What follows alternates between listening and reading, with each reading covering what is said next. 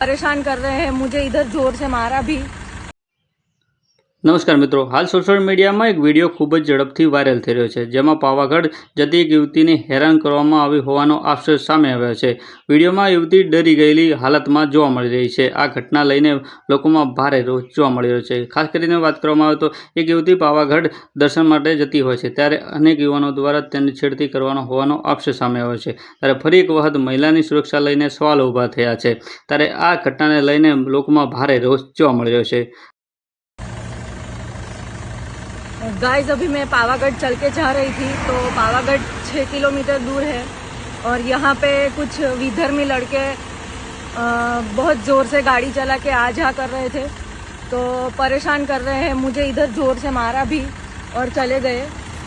उन लोगों को मजाक लगता होगा, लेकिन कैसे चल रहे हैं हम लोग, ऐसे नहीं करना चाहिए। किसी को भी हेल्प नहीं हो सके तो कोई नहीं, मतलब ऐसा मारो मत कम से कम।